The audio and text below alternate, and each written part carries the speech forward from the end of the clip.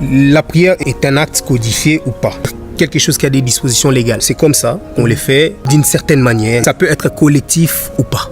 La prière est une communication et la première activité de la vie chrétienne. La Bible est un livre de prières. Les héros de la Bible ont réussi par la prière. Parce que la prière est un acte. Prier sans cesse. 1 Thessaloniciens nous parle de l'attitude. La prière n'a pas besoin d'un certain temps, mais la prière doit être qualitative, non quantitative. Amen. Venir vers Dieu en sachant ses besoins. La prière a ces principes que la foi n'y échappe pas. Or, sans la foi, il est impossible d'être agréable à Dieu. Celui qui s'approche de Dieu doit croire que Dieu existe et qu'il rémunère ce qu'il les cherche. On ne sait pas prier sans pour autant avoir la foi en celui qui va répondre. Dieu a des principes, mais Dieu aussi est souverain. Amen. Il y a des choses que Dieu fait par sa souveraineté, on ne pourra jamais comprendre et ça ne sert à rien de chercher à comprendre. Et il ne va pas se justifier. Et il ne se justifiera jamais. Amen. Mais par les principes de Dieu, une personne qui s'approche de Dieu alors qu'il ne vit pas dans la sainteté, la prière que Dieu voudra exaucer, j'ai besoin de toi. Ne pas vivre dans la sainteté, ça peut être aussi une faiblesse. Que tu as besoin du Saint-Esprit. Tu as besoin de l'aide de Dieu. Alors tu ne peux que recourir à Dieu. Donc Dieu a besoin d'entendre ces genres de prières. Mais une personne qui ne vit pas dans la sainteté, parce que c'est un choix. Quand ça devient un choix, là, il y a effectivement un problème. Tu t'approches de Dieu, tu as la foi qui va exaucer, mais tu n'es pas sincère. Avec qui d'abord? Parce qu'il n'y a pas moyen de tromper Dieu. Tu dois être sincère avec toi-même. Paul, il dit, les biens que je voudrais faire, je n'y arrivais pas. Les mal que j'aimerais m'en débarrasser, c'est ce que je fais. C'est ce que je fais. Le niveau de la sincérité. Jésus même devant les pharisiens, parce que Jésus avait la rage contre les pharisiens, il dit, le tombeau blanchi. Ça veut dire des personnes qui ont tout de l'extérieur, mais rien à l'intérieur. La vraie vie n'est pas extérieure, elle commence dedans. On est devenu tellement faux dans la présence de Dieu. Daniel 9, 18, il dit que en te présentant nos supplications, ce n'est pas par nos mérites. Je ne viens pas vers toi parce que je ne mérite. Je viens par toi parce que tu es amour. J'ai besoin de toi. J'ai besoin de l'aide. Et ça demande l'humilité. Son auto-insuffisance. Je ne peux rien. Ceux qui réussissent avec Dieu, ceux-là justement qui sont humbles, qui sont petits dans la prière. Jésus-Christ a réussi par la prière. Avant même de faire le choix de ses disciples, dans Luc 6, Jésus-Christ a prié. Imagine-toi, les maîtres par excellence étaient humbles, priaient, s'humiliaient, se rabaissaient.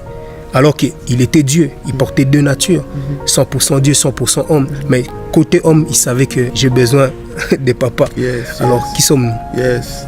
On a besoin de ça. Amen. L'humilité dans la prière, mes frères. Restons humbles. Quand on vient devant Dieu, ne montrons pas nos savoirs, ne montrons pas, non, on a bien prêché. Non, tout ça, ce n'est que grâce. La prière, déjà, ce n'est pas facile. Ça, il faut le reconnaître. Il y a personne d'entre nous, même les bishops, prient facilement. En sachant que la prière n'est pas un don, c'est une discipline. La prière est clairement l'arme des faibles. Ceux qui se croient forts ne prient pas. Et si la prière était aussi quelque chose de facile, on serait tous des sommes surnaturelles.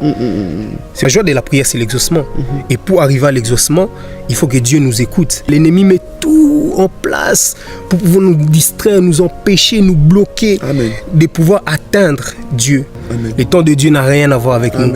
Il y a des prières que Dieu n'exauce pas parce que en priant, Dieu te montre les principes. Il te dit, voilà, tu as raté quelque chose. Christ l'a dit. Il donne l'enseignement de la prière à ses disciples. Pardonne nos péchés comme nous pardonnons à ceux qui nous ont offensés. Et il y a un principe là-dedans. Tu dois d'abord pardonner et puis que Dieu te pardonne. Et puis il y a des personnes que Dieu prend le temps pour répondre. Il est en train de travailler leur cœur. Il est en train de les discipliner. Dis-toi aussi que la prière, la prière est une bénédiction. Parce qu'on fait toutes sortes de prières. Tu sais que quand Dieu va répondre à ça, ça va influencer aussi ton entourage. Mais Dieu sait que ce n'est pas encore le moment parce que la réponse de Dieu, l'exaucement de la prière a des répercussions de génération en génération, même par rapport à nos enfants. Et Dieu ne bénit pas encore parce qu'on n'est pas encore prêt. Et il ne faut pas paniquer. Si tu crois que tu pries avec foi, tu as l'humilité, tu es sincère dans ce que tu exposes à Dieu comme situation, sois calme. Dieu répondra au temps favorable. Mais si Dieu, par la prière, te rappelle que non, il y a des principes que tu n'as pas respectés, arrête de prier. Va, cherche à respecter les principes. Ça peut être la dîme, ça peut être aimer. Ça peut être tout simplement aimer.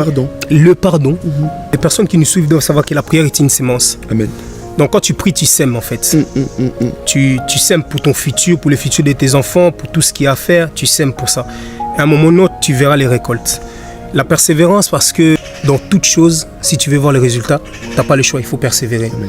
Et comme je leur ai dit ici que la prière n'est pas facile parce que la prière est une discipline, c'est pas un don. Même les intercesseurs qu'on a dans nos églises, eux aussi doivent se discipliner pour prier. Dieu leur met à cœur le besoin de prier, tout ça, mais ils doivent se discipliner. Amen. On ne peut que persévérer si on met la discipline en place. Amen. Je mets des heures de prière, je m'efforce à respecter. C'est pas facile. Amen. Je vais rester par exemple 2h30 dans la présence de Dieu. Que tu pries, que tu lises, que tu restes dans les silences, parce que le silence aussi est une prière. Tout à fait. Que tu pleures tout ce que tu veux, mais tu te disciplines à rester. Christ persévérer dans la prière. Amen. Nous aussi, on n'a pas le choix que de persévérer. C'est la marche chrétienne, on passe tous par là, mais restons focus.